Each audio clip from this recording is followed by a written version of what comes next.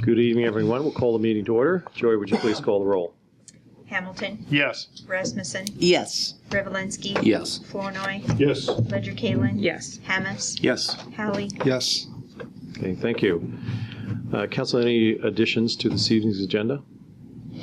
Now we'll move to our consent agenda. We have approval of the minutes from the May 27th council meeting, resolution of employment for 2 members of the street department, approval of liquor licenses for Fairfest, Cafe Paradiso, Shokai, and Come and Go number 134, and approval of claims in the amount of $409,612.18.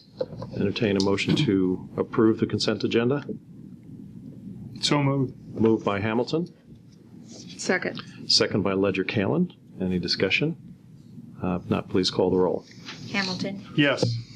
Ledger Kalin. Yes. Revelinsky. Yes. Hamas. Yes. Flournoy. I'll recuse myself. Rasmussen. Yes. Hallie. Yes. Okay, thank you. Next, council, moving to our appearances before the council. Mr. Jerry Yellen, who is veteran of World War II, venerable citizen of Fairfield, and would like to make a presentation this evening. Jerry, would you join us to the podium? Thank you, Mr. Mayor.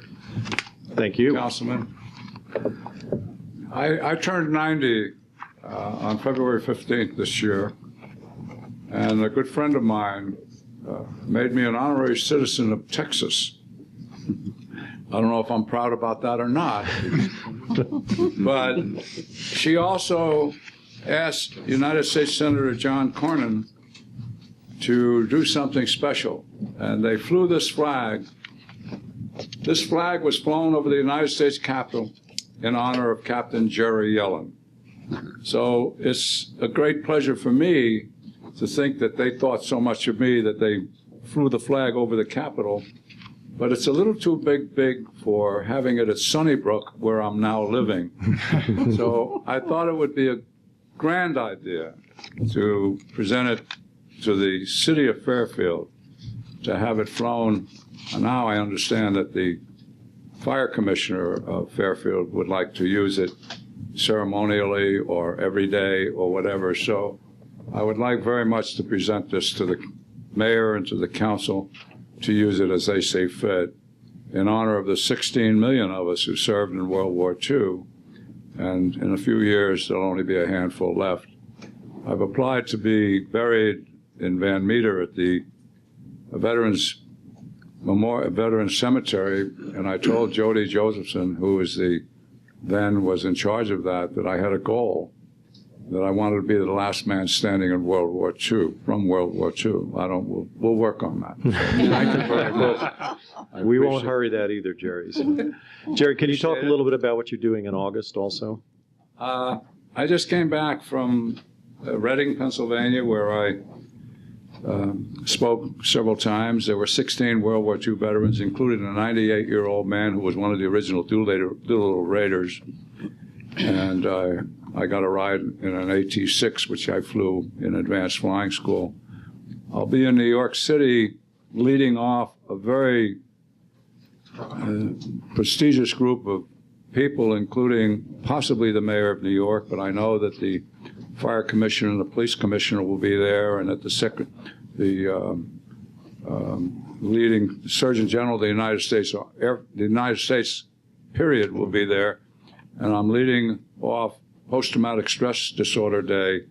I'll be the opening speaker on June 28th, and then I'm going to be in Oshkosh on August 1. I'm going to be on August 10th. I'm going to be at Thunder Over, Michigan, at the new Willow Run plant, which was bought. There's going to be a big museum there. And then I was invited to fly in the lead airplane on August 14th over San Diego County, of all the warbirds that are going to fly down there, and I'm going to be in the front airplane of that. I represent Fairfield, so this is my home. Thank you very much. Thank you very much, Jerry.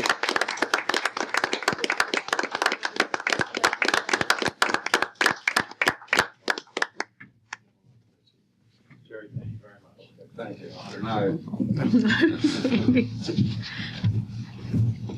Good night. Yeah, really. Really, it's really good though. Thanks. Council, now we'll move on to our resolutions and action items and ordinances.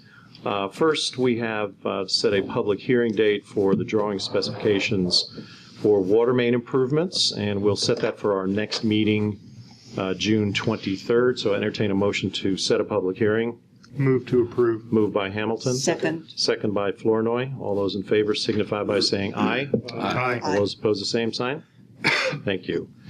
Next, Council, we have a resolution for a tax abatement application, 107 Prairie Lakes Drive, Patty and Marty Hulsebus. And the application is in your packet. Again, this is going to be a residential tax abatement up to $75,000 in value. This is a new home valued at over $200,000. So would entertain a motion to approve the tax abatement application. Move to approve. Okay, moved by Hamilton. Second. Second by Ledger Kalin. Any other discussion? Not, please call the roll. Hamilton, Yes. Ledger Kalin, Yes. Rasmussen, Yes. Hallie, Yes. Flournoy, Yes. Amos, Yes. Rivalinsky. Yes. Okay, thank you. Okay, next, Council, we have a resolution for a tree removal competitive bidding policy. And are there any comments on this and the way it's put together, Michael? Yeah, basically, we just decided that any tree removal project estimated at $2,500 value or greater, either for the street department or the parks department, would go to competitive bidding for we have three local tree service providers, just to ensure that the city gets the best price. So there'd be sealed bids, and then all the details are spelled out there in the policy. Okay. Any questions, Council, regarding Just the curious. policy? So we wouldn't tackle tree removal of anything that big? No, we have no bucket truck or anything. I see. What we do is we help contractors so it drops the price about 50%. Right. Right. And this is very timely, as we'll be removing quite a few dead ash trees in the coming years.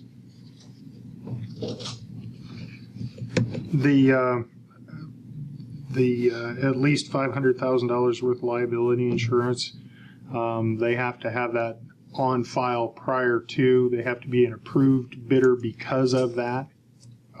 Or do they bid and then produce that liability insurance? To win the How is bid, that it gonna has to work? be on record It has to be on record at City Hall. to be able to Okay. be a bid winner. So we're creating a approved bidders list. Yep. It's three local companies that we're considering for this. Okay.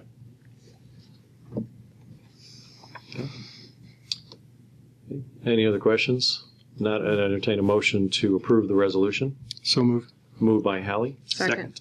Second by Ledger Kalin. Any discussion? Not, please call the roll. Hallie, Yes. Ledger Kalin, Yes. Rivalinsky. Yes. Amos, Yes. Rasmussen, Yes. Flournoy, Yes. Hamilton, Yes. Okay, thank you. Sorry. Next item is the Fairfield Urban Tree Plan. Comments on that?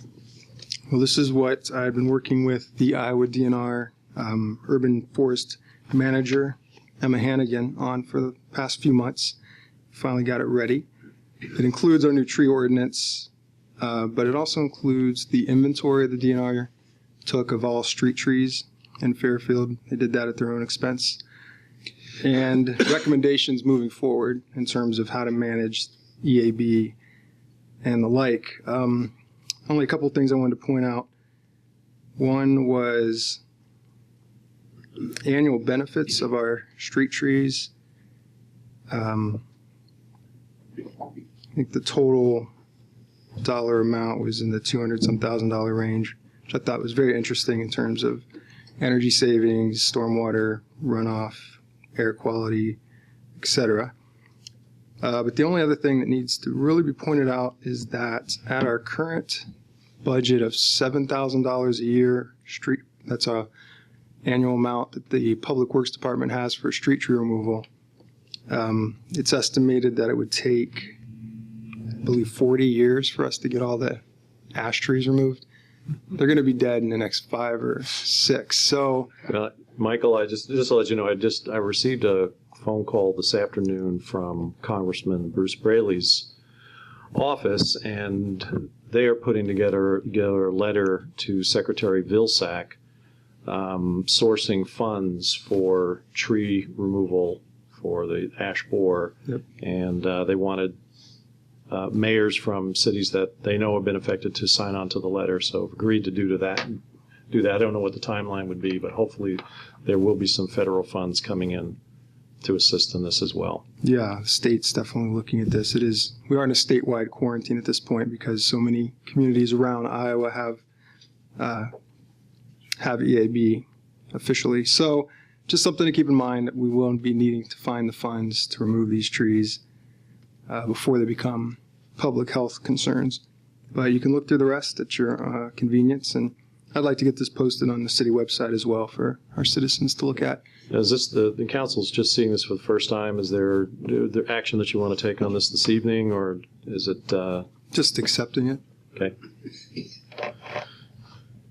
The council so would entertain a motion then to accept the Fairfield Urban Tree Plan as presented. So moved. Okay, Second. moved by Hamilton, second by Revelinsky. Any other discussion? Not all those in favor signify by saying aye. Aye. All those opposed, same sign. Thank you. Council, next, several months ago, we had a joint meeting with county supervisors to discuss some amendment in some of our shared costs and services of the law center through our 2080 agreement. That has been formalized and put together. So what you're looking at tonight is an amended law center agreement. Chief, are there elements that you would point out in that agreement to refresh the council on what some of those shared costs are going to be? Pretty much the maintenance, and then the maintenance of the law center for janitorial services is going to go to 50-50%. The amount of paper that's used will be a 50-50 split with the law center. Pretty much the most of it is the same as what it's always been. The only a big thing that's going to be an issue is when we have car computers now, so the bulk of the license plates and the driver's license are ran by the city. So basically it kind of formalizes that we'll pay for the 27s and 28s that we run. And that's the bulk of it. Okay, thanks. I appreciate that. And then, Julie, there was the other thing about that we have now lawn care there or something? Right. Isn't that a new thing that's in here? No, that's not It's new. not in here.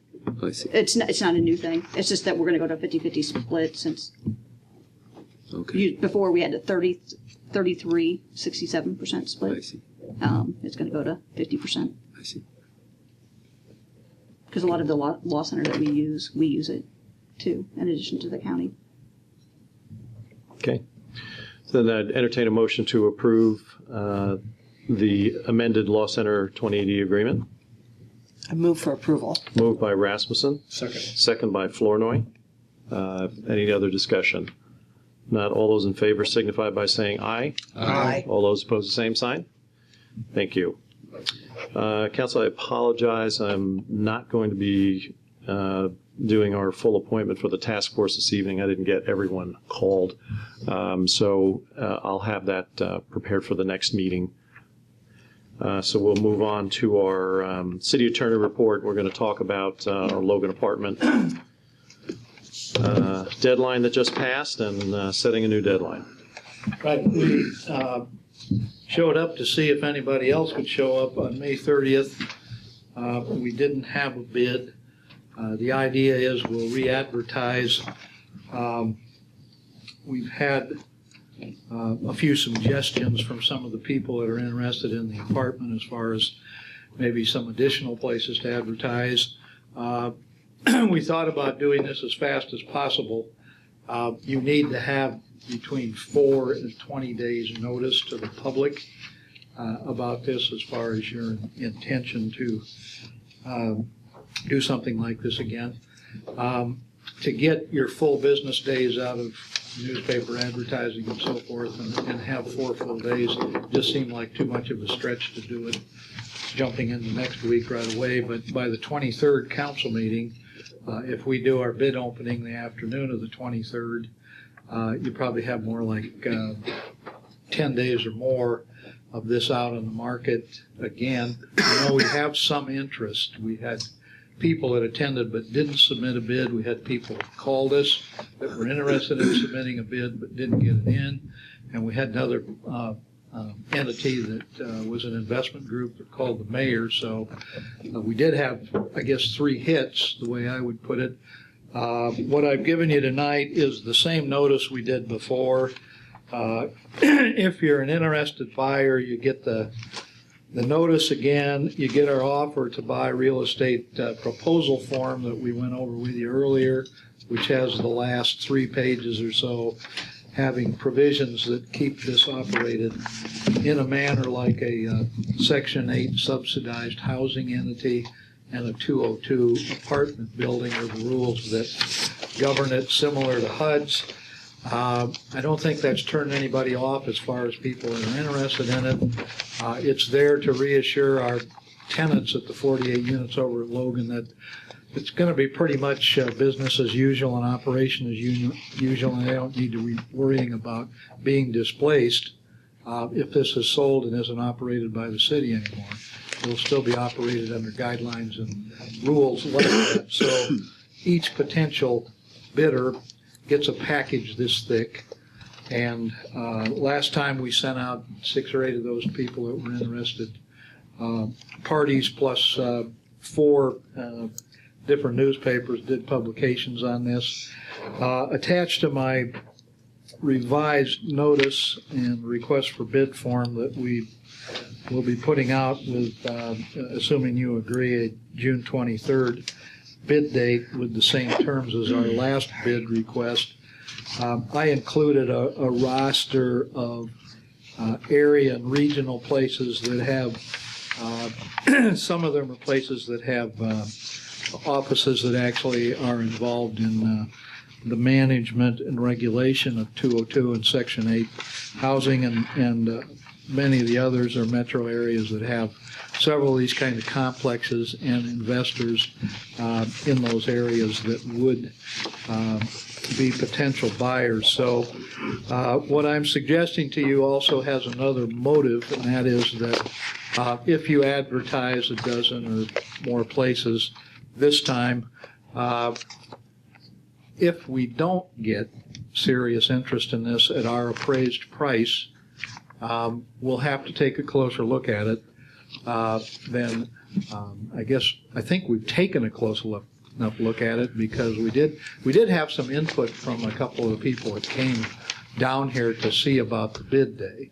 One of them said that his impression of our units was that their value fell somewhere in the range of average units between, I think Joy was in on this too, $32,000 and $38,000 per unit. If you do the math with 48 units, that means somewhere between $1.5 and $1.9 million. And our appraisal is $1.7 million, a little above that. So we seem to be right about where you would expect us to be from somebody else's perspective that's coming in from another part of our regional planning area. And so I have no reason to feel our appraisal isn't on point on this, but I guess the thing is, if we have a larger circulation of advertising, if we send it out to the interested parties we know about, and we still don't get some interest at that, we have to sell it according to our Iowa statutes at the fair market value, unless we have some excuse not to sell it at the fair market value, and that excuse is very limited. It goes into the range of an economic development plan, and development agreement, something under urban renewal or urban revitalization. That isn't what the sale of this structure is about. That isn't what we're trying to accomplish as far as our city finances in doing this. If it was an urban renewal development project, that would be a different proposition, and maybe there'd be some ways to bend that price. But right now, Selling it at the fair market value is the appraisal value.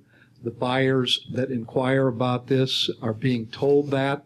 I don't know if you've had any more calls this week, Joy, or not, but we did have a buyer I had interested that did express an interest in submitting a bid below the appraisal price, and we expressed to him that that's probably something that will not work. So the only thing that would happen is if we have it out there broadly advertised, we have a valid appraisal at the present time. If we don't get a good hit on it this time, we will probably have to have some kind of a meeting where we talk about whether we need to recheck something or take some second look at something or have a reappraisal or something else. But I'm still comfortable, and I think our our perspective in going into this thing has been realistic, that it's worth what the appraisal said. So. Well, John, one of the challenges is that the type of investor clientele that we would attract for this are interested in receiving tax credits. Yeah. The tax credits are awarded annually. The date for those tax credits has passed for this year. They're usually notified and issued in March. So it'll be March 2015 before they will know again. And it's a very competitive process. So the investor is going to be taking their own risk at this point in time on the property that it would be eligible for tax credits that they would then be able to utilize to either leverage the property with borrowed money or to rehabilitate the property. So we lost one person because of that. They called and asked if our sale could be contingent on successfully getting tax credits. They said, well, no, we're not waiting a year. We can't do that. So anyway, we will have, we definitely will have one bid that'll come in by the 23rd. This is the company that's shown a lot of interest. I had a conversation with them again this afternoon. They will have everything in order by that time. And there are still some potential local investors. The advertisement, the more extensive advertisement is one way to go. I guess, not getting any nibbles whatsoever from the largest statewide papers was a little surprising. But I was surprised. And, but if we're going to go with the rest of the papers that you recommend, we're going to need something a little bit more condensed as far as a notice or an application, because the first thought I had when I discussed this with Becca and Joy was that possibly instead of sticking it on the regular real estate advertisement pages, we put it in the legal notice block ad pages. You save quite a bit of money by doing it that way. I don't know if the same people look in the same places, though, so that's the risk we take if we go one kind of notice instead of the other, but we can certainly the other down. Yeah. This is mostly information except for what's in our packet as far as bid documents that should be in the notice, so I guess it doesn't have to stream out like I have here for your information. It can be packed in like a probate notice or something like that if you want. Let me ask counsel then, as far as strategy, would you want to advertise more broadly to some of these other regional newspapers? Like Minneapolis, Omaha. Well, I think there's a lot pending on St. Logan Louis. sale, so I think we need to be as aggressive as we can. Yeah, I agree with that. But I do think it's a good idea to really carefully look at the ad that we're placing and make sure that it's something that would, that's appropriate for, to get the interest without overpowering them with useless I tried to give information you it can phones get and elsewhere. emails, so if there are places that are saying this is too much for or too pricey for what you're proposing, that they can get back to us as soon as we show them what we got. Another thing we could do is just post on our website, a lot of the details on this, and then put a link to it. Just put less information in the ad and just say, look here, and then they could do that. Just a couple questions. Okay, I do too, but go ahead first. You can finish. Well, I was just going to confirm, as my understanding, from what you said, and that we're not compelled to accept a bid less than the fair market value through this Basically process. can't, John. We can't accept a bid Right. under the fair market value. That's fine. We're selling it for what we're representing as an appraised fair market value. And unless we have some reason to be selling it for less that's in the statute somewhere else, we're pretty much stuck with selling it for what it's worth. Are we compelled to accept a bid at fair market value? Yeah, I'd say we are. Okay. So we didn't get any bids the first time around because they didn't have enough time, or they had questions about? Oh, I think we had one very interested party that called in the morning and said that they didn't have, they weren't going to have the earnest money that we're asking to accompany the bid in place in time by the end of the day. We are So it asking. had, you know, we're the least asking for amount of earnest money. 5%. Yeah, 5% is as little as we can ask there too. Right. I would think if they were a serious bidder, they certainly would have anticipated having that 5% in place. Yes, that surprised me. I mean, you know, that's not exactly, that would make me very dubious about the intent if they don't even have that amount, you know, in place. Well, it would have Yeah, been- this is a company close to that, $90,000 spot they would have had to send us as far as their check. So this is a company maybe it that does didn't occur to a them lot of till too investment late. in these properties. They're, you know, we've researched the company. I think they're a real player. They're a real entity, and I think they are sincerely interested. And I think we will see something from them by the 23rd with their check. But it did surprise me that they didn't. 5% is not exactly a large But they request. made a lot of phone calls trying to find me that day, so I know they were pretty serious about wanting to at least let us know that. I had a question about the tax credit issue. Has that ever been turned down? I mean, have we ever not gotten the It's tax not credit? automatic. Oh, it's not ours. It's basically the investors. Right. The projects that have been the Fairfield projects have all received them. In fact, the ones last year also received the tax credits. But that's really up to the environment and the number of applications that come in to the state on an annual basis. So there's some risk. There is some risk. Yeah, there's some risk. Now, it also depends on how the investor is using those tax credits. They may not get them in 2015, but they could get them in 2016 and still use them. I mean, as long as they have a property that qualifies, they're still able to apply for those tax credits. I agree. So So if we broaden out the advertising, do you think we'll get? well, I would say let's do that for now. My feeling would be if we're in the same boat on the 23rd, I think a more traditional route for advertising real estate, which would be through a representative realtor, might be another alternative as well. I agree. But, obviously going into this, we were led to believe that there were several companies that were going to be making bids. And I think there is still one. So we'll just see. Well, that may be enough. Yeah, that may be enough. So, John, thank you. So essentially what we're doing in approving this document then Yes, is to please. reschedule our bid opening for the afternoon, 2 p.m. of June 23rd. I move to approve. Well, clarification and advertising in all these locations. Yes, we'll go ahead and do that. I don't know if that's as important as our notice, but Right. we will go ahead and do that, Doug. I just was Yeah. curious if that's Yeah. what we're approving also. Sure. I would second that. Okay. Moved by Ledger Kalin, second by Flournoy. Any other discussion? Not all those in favor signify by saying aye. Aye. Opposed, same sign. Thank you. Next, we'll move down to our Public Safety and Transportation Committee report. We met a week ago Thursday, discussed several items. The first item we discussed was the Fairfest Committee had a couple of requests. The first request they had was they wanted to hang a big banner over the walking bridge north of town on Highway 1.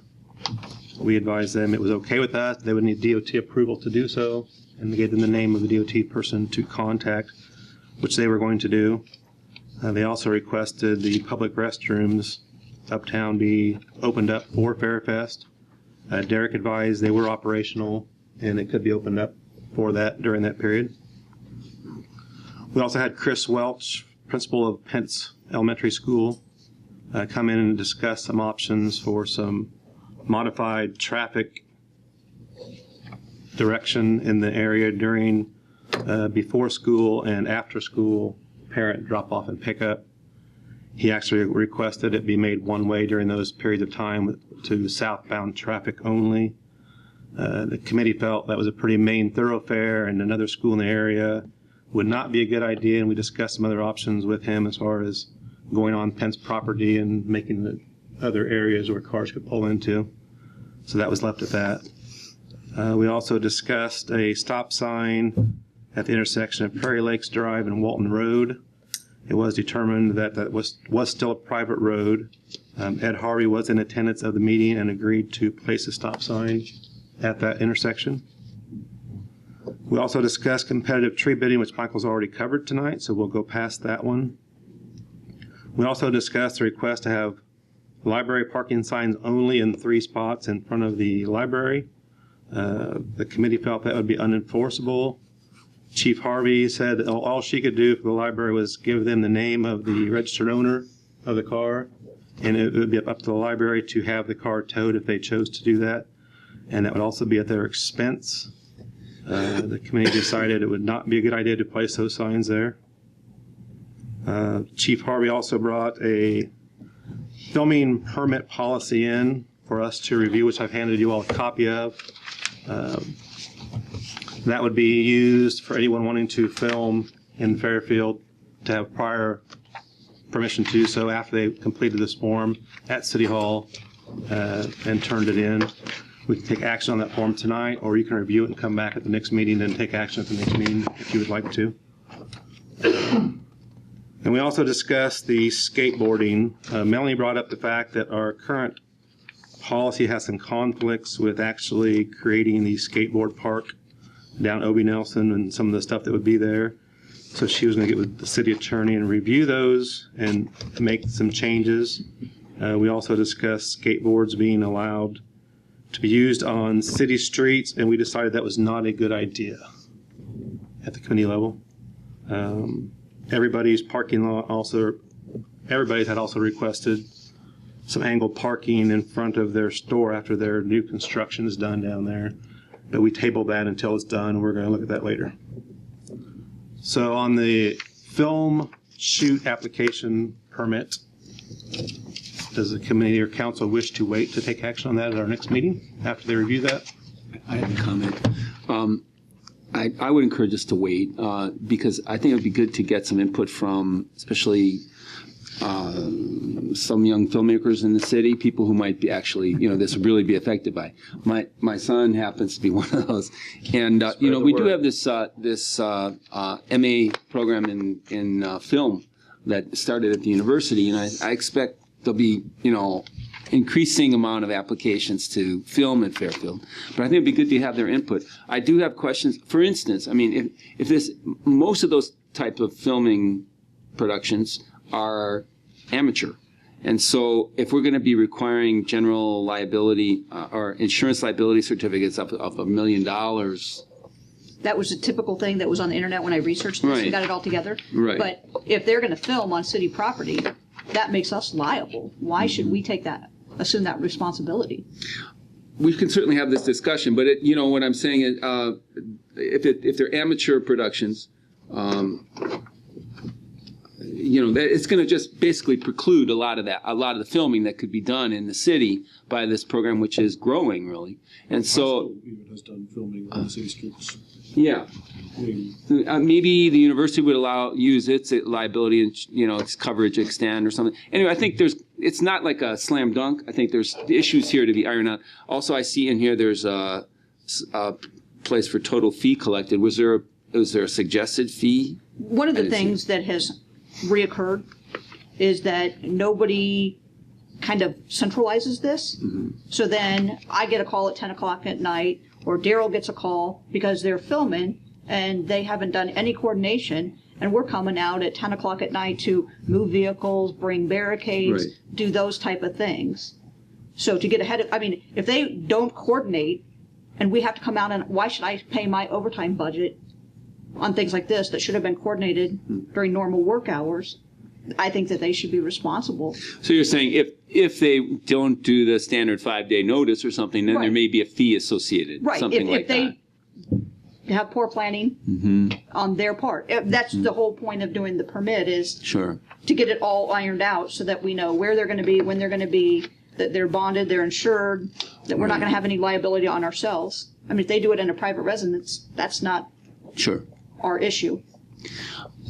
I would encourage us to, again, just have a discussion with people who are very intimately involved with that program, and perhaps other people. I'm sure there's other groups that do filming here, and iron all this up. But I think overall, I mean, we don't want to overburden our police department or other It's so public that we works. centralize the coordination. Yeah. That was the whole intent of I think this. that's good. You know, because I get phone calls and I'm like, I need this, that, and the other. And I'm like, I'm not in charge of the street department. Daryl is. I'm not in charge of park and rec. You know, that's not, I don't handle the permitting part if somebody wants to film in the parks. That's not. Right. And they're saying, well, I'm referred to you. And I'm like, I'm not that person to handle other departments' things. And it might get worse. They might want to start using the new skate park down there and doing filming down there for different things. It's hard to say, but I'll make a motion to table this until the next meeting. And then, Tony, along with that, would your committee meet again if we get some of the filmmakers and video companies in Fairfield to have an opportunity to come and comment on the? Okay.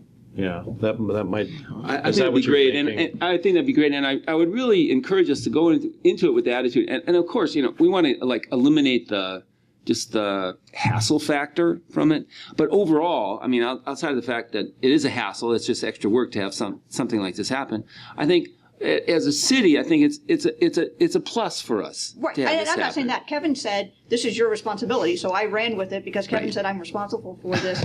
I'm like, okay, and so that's what we did. I agree it's good to have a policy, but what I'm saying is overall, to have in our mind that we want to be encouraging this kind of thing and in our city. Yeah, I mean, I don't have a problem with anybody filming. I just want to get With it the parameters. so it's As long as it doesn't With drive the us crazy. parameters, right, You know. exactly. You know, but that way everybody knows. I mean, if someone's going to use pyrotechnics and shoot off things, I mean, Scott should know that because that's his. I think it's really timely and good we're doing it. So yeah, Good. So why don't we we'll go ahead and take the motion to table this, maybe just table it until it appears again. So if you do get a chance to meet within the next 2 weeks, great. If not, let me know. Just meet again after we've gotten some input. So motion by Hammes.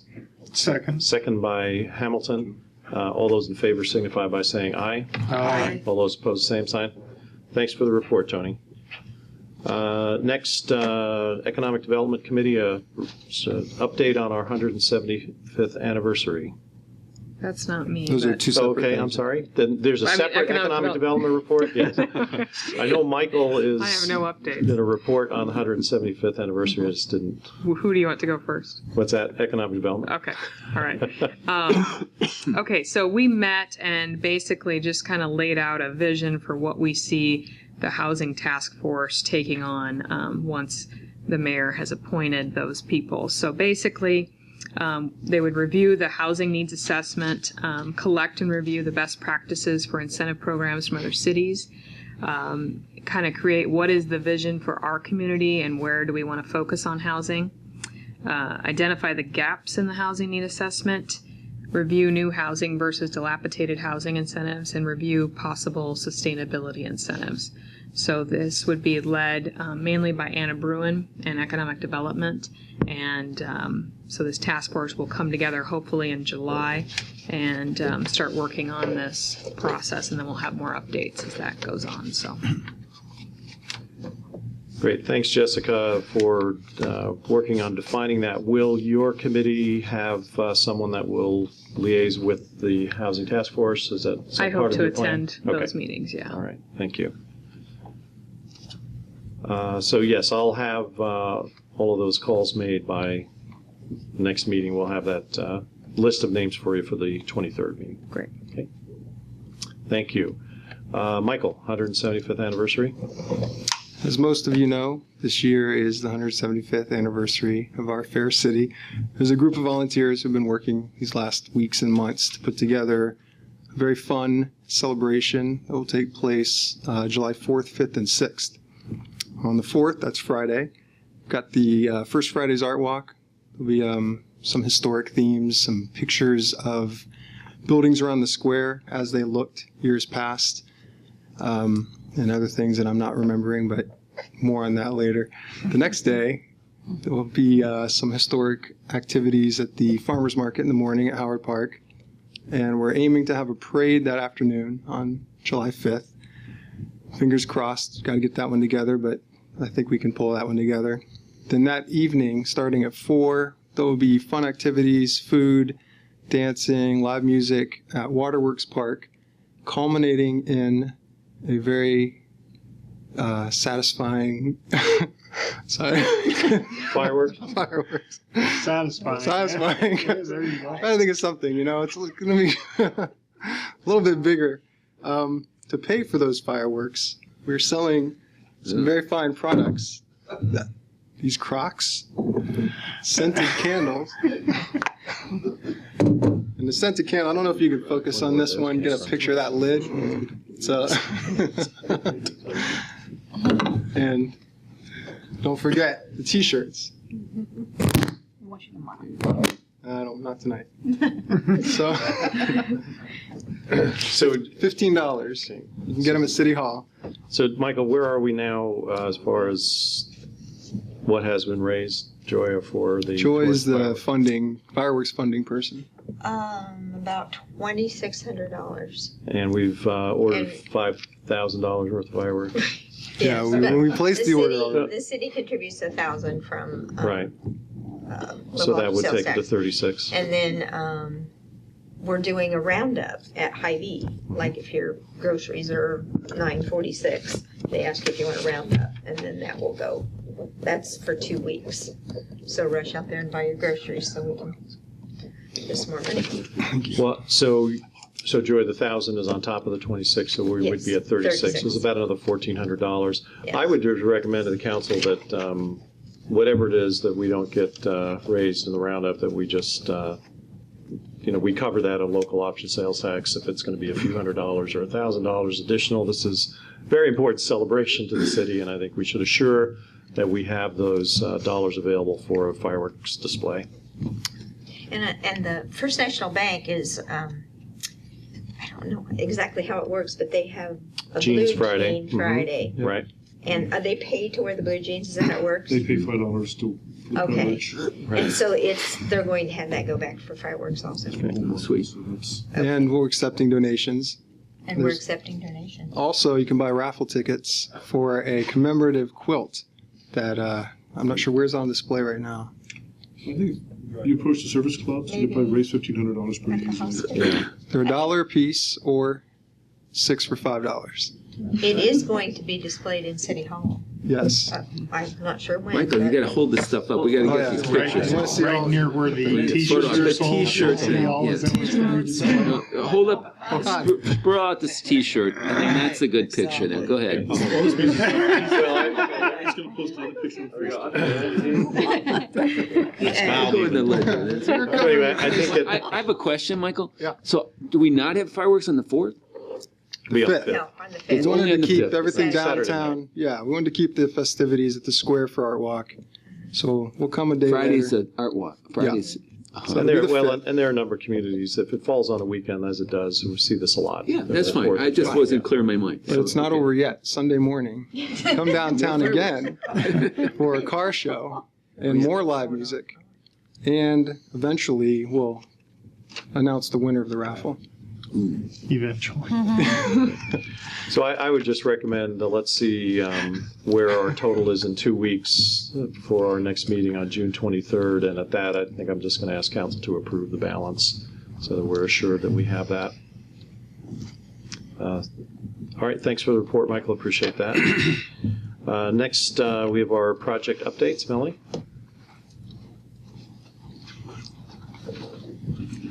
I should know better than to go after Michael. You guys get all giggly whenever Michael's What are you selling? I'm not selling anything today. I'm not asking for any money tonight either. A couple projects that are a little fast moving that I wanted to give you a mid-month update on. On Thursday, letters went out to the Step 2 sewer property owners, notifying them that we would like to start getting on their property for survey work. And there are a few individuals that we'd like to get on their property for soil borings. So the letter went out Thursday with a permission form that they can return to City Hall. This got sent out to people, I'll say, in the vicinity of Step 2 that may not actually have their sewer on, or may not have sewer on their property. We've scheduled another public forum, open house type meeting for them to come look at the layout on June 25th at 6 p.m. So just making you all aware of that if you haven't gotten calls already on it. The next item is we did a bid process for the signal improvements at 12th and Burlington. This is the left turn light for westbound Burlington traffic, basically left turn into Hy-Vee. And then also pedestrian countdown signals at that intersection that's getting paid for with the CTG grant. And Hy-Vee is also contributing to that left turn signal. So that bid came in at $49,725 from Dickinson Company of Oskaloosa. There will be a second part to this project that will be going out for bids probably before your next council meeting for the concrete work associated with it. We're doing a color integrated concrete crosswalk at that intersection as well. And then the last quote process that happened in the last couple weeks was for the milling of 2nd Street from Burlington to Madison. This is done ahead of the overlay project so that the city crews can do patching underneath it, curb repair such as that. So we got this one out, and that was awarded to Norris Asphalt of Ottumwa for $24,837.75. Do you need us to approve these? They're quotes, so they weren't formally on file with you. You don't have to approve them, but if you'd like to. They're under the $100,000 threshold, Yes. which requires a true bid letting. Correct. Rather than gathering quotes. So that's why we can do this without approving plans and specifications, and also having record documents of the work that's being done. Correct. So. Just making you aware of the projects going on. Thank you. Great. Thank you, Melanie. Okay, appreciate that. So if there is any other business for the council, I entertain a motion to adjourn. Move to adjourn. Moved by Hamilton. Second. Second by Ledger Kalen. All those in favor signify by saying aye. Aye. All those opposed, same sign. Meeting adjourned.